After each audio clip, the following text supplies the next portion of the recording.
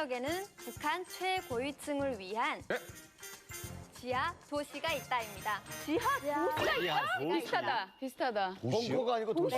김기 선생님, 네. 진짜 이런 게 있을까요? 있죠. 보셨어요? 북한은요. 네. 1960년대부터 4대 군사 노선을 내놨는데 김일성이 전국 요새화에 바로 그 행동하잖아요. 전국을 요새화하라. 그 승리역에 왜 있어요? 요새화의 한 구획이죠. 왜냐하면 요새화라는 건 진격하면 다 탱도 뚫으란 소리예요. 전국 요새화가. 그때부터 굴을 뚫려서 북한은 굴 뚫는 데는 세계 1위예요. 굴 물이 뚫는 데. 뚫어요. 사람이 들어가 뚫는 데는. 근데 이제 94년도에 네. 밤 4월 달인가로 기억되는데 밤 11시쯤 된데 다 두들겨 끼워오는 거예요. 우리 아파트 단지 주민들 몽땅 다. 우리도 다 나갔죠. 애들 업고 꿀고 뭐 자다가 다 나온 거예요. 그러니까 이제 대피 훈련을 한다는 거예요. 그 뭐 앞에서 가니까 다 따라가죠. 어디로 가느니 앞에 리드가 있겠죠. 그 쭉 갔는데 이짝 승리역에 있는 구 구멍 말고 역전 구멍 말고 남산 밑에 있던 구 승리역 역전 구 밑으로 들어간 거예요. 예. 근데 들어가면서 보니까 이 운입선들이 많아요. 나가는 그 갈래길들이. 그러니까 우리는 끌고 나온 대로만 나오는 게 거의 2시간이 걸렸어요. 뭐야? 그 거리상 따져보면 거기 하나 도시가 들어가 있을 것 같아요. 다는 못 봤지만. 네네. 안에는 불이 켜 있어요? 통로에는? 아, 그럼요. 불이 다 켜져 있죠. 거기 가면요. 수술실도 있고 다 이렇게 써 있어요. 그다음에 무슨 병원. 네. 수술대도 쭉 써 있어요. 와. 이렇게 앉아 있어요. 그다음에 그 신흥호 탱크. 탱크가 작아요. 그 시가전에 적응하게끔 만든 탱크들인데 그것도 파킹돼 있고 그다음에 뭐 지휘부, 무전실 뭐 이런 것도 다 있고 무슨 지휘부 그 간판이 그렇게 많더라고요. 야. 우리가 나온 굴에. 그래서 야 전쟁 준비하는 탁월하겠구나 그 생각이. 어디까지 뻗어 있는 거예요, 그 갱도가? 그러니까. 글쎄 나는 내가 나온 구멍만 아니까 우리가 나온 구멍이 저 중앙묘맹 청사가 있는 그쪽으로 나왔어요. 그러니까 완전히 반대 방향으로 나왔는데. 긴 코스인데. 네. 나와서 내가 생각해 보니까 인민대학습당이 있고 중앙당 김정일 집무실이 있고 어허. 그 위에 다 그렇게 있는 거예요. 그다음에 평양시당이 있고 내가 생각해 보니까 그 밑을 나온 거예요. 아. 근데 그런 대학습당 밑에 그런 거 이렇게 포진해 놓으면 공습을 못 한대요. 네. 그 국제적인 무슨 그런 게 있어가지고 예. 그래서 그 위에다가 그렇게 밑에 파놓고 위에다 인민대학습당을 앉혀놓으라 이렇게 얘기를 하더라고요. 야. 진짜 평양시에서 그렇게 살면서 이 굴은 언제 뚫려놨대? 그 생각이 다 들더라고요. 난 진짜 그 앞에서 그 살았거든. 정도 규모예요? 예.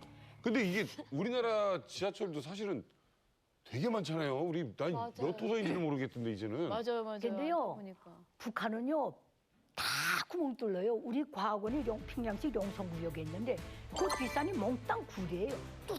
뚫다가 마지막에 전쟁이 일어나면 김일성 동상을 대피시키는 굴까지 다 뚫려놨어요. 아니 선생님. 우리 한 사람도 아니고.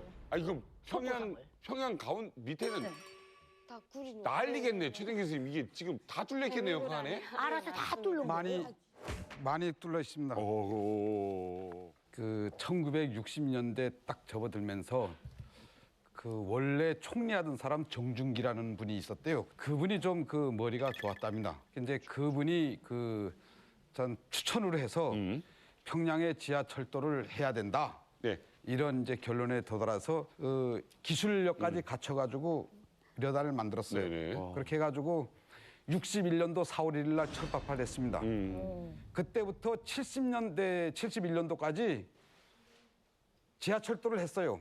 그 지하철도를 했는데 그 흙이 어느 정도 나왔는가 하면 오늘의 비파거리, 라곤거리 네. 여기가 보통강변으로 진풀이 됐어요 다.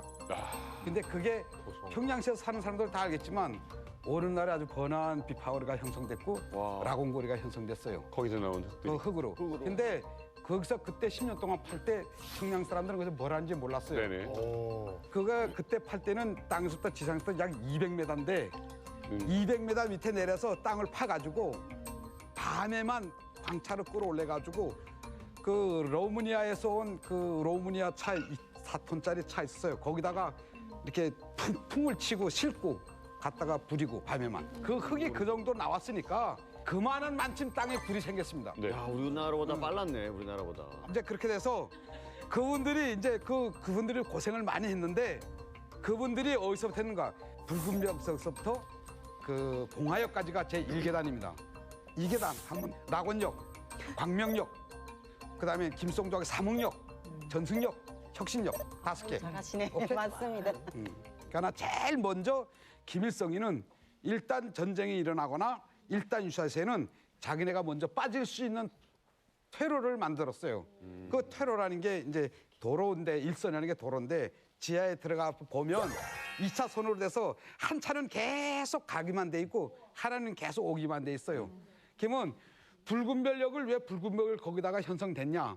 그 붉은별역을 만들어 놓은 데는 거기서부터 사해안전거리가 2.2km, 국가보유가 2.3km, 인민무력부가 1.8km 그런 거리에 있어요. 그래서 사경 35도로 쫙 뚫으면 거기서부터 그 거리로 붉은별까지 와요. 그럼 붉은별역에서 또 쫙 타고 내려가서 그다음에 거기서 어디까지 오는가? 전승까지 오면 전유역까지 와요. 그다음에 거기서 어디가 대성산까지 와요. 그냥 대성산은 555도로로 빠져요. 또 국간으로. 그래서 이제 내가 저기 삼속구역 잔 얼로 빠져서 비행기 타고 달아날 수 있는 퇴로를 했어요. 이게 굴 파고 이런데 시간이 얼마나 걸립니까? 이제 이렇게 생각하면 돼요. 한 역전 역선 사이가 1km 800부터 2km 200입니다. 1200m. 네. 1200인데 마구리가 4개 있어요.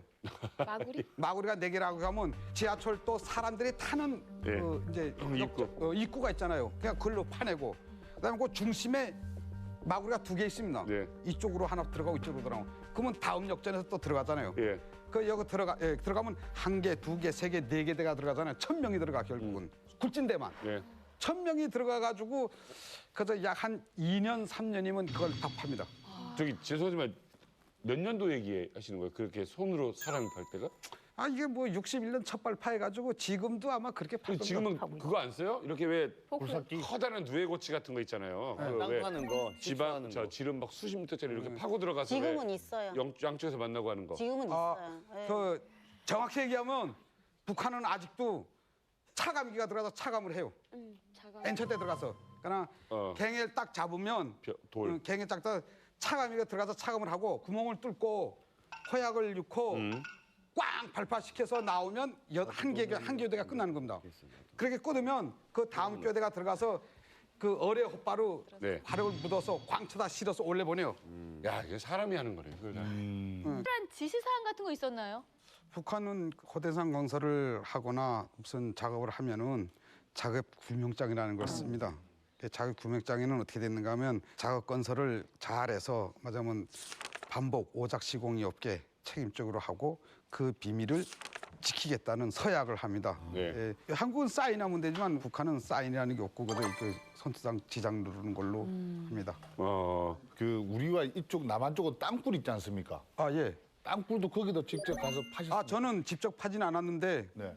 대한민국에 오는 땅굴은 매 군단마다 다 팠습니다. 엄청 많네. 예전에 예전에 그 68년도 네. 김창봉이 있을 때요. 네. 그때 그분들은 밥 먹고 땅굴 파는 것밖에 한 게 없어요. 와.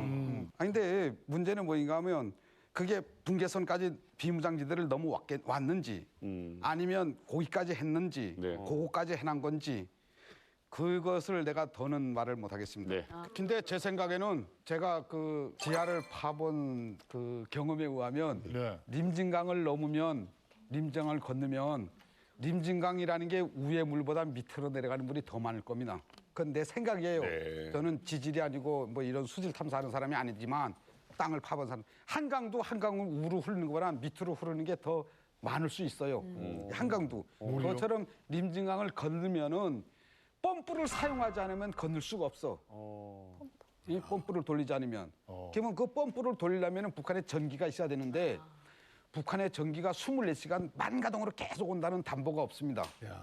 그렇게 해서 림진강을 넘은 게 과연 몇 개나 될 아, 것인가. 밑으로 해서 네, 림진강 밑으로 넘어간 게 밑으로 파서. 넘어간 게 몇 개나. 지하수가 더 많다 이 말이죠. 그렇죠. 그 대단한 양입니다, 그거. 선생님 그럼 그런 지하 갱도를 만드는 목적은 또 뭔가요? 그 평양시를 만드는 거는 우선 그 일단 유사시에 자기네들이 퇴로를 확보하기 위해서 만들었고 도망가려고. 둘째는 평양시에 이제 뭐 위험한 폭탄이 떨어지면 평양 시민들을 대피시키기 위한 데 목적을 두고 했고 그다음에 이쪽 군단들에서 인민그룹에서 이 땅굴을 파는 거는 자기네 포탄이라든가 무슨 이런 걸 놓고 또 전쟁 때 들어가서 생활하기 위해서 또는 도망가려고. 또는 그 남한에 말하면 이제 침투 작전을 위해서 이 교란 작전을 위해서 이제 사용하기 위해서 하고 그 용도마다 비밀 그 사명은 다 다르게 땅굴을 많이 팠어요.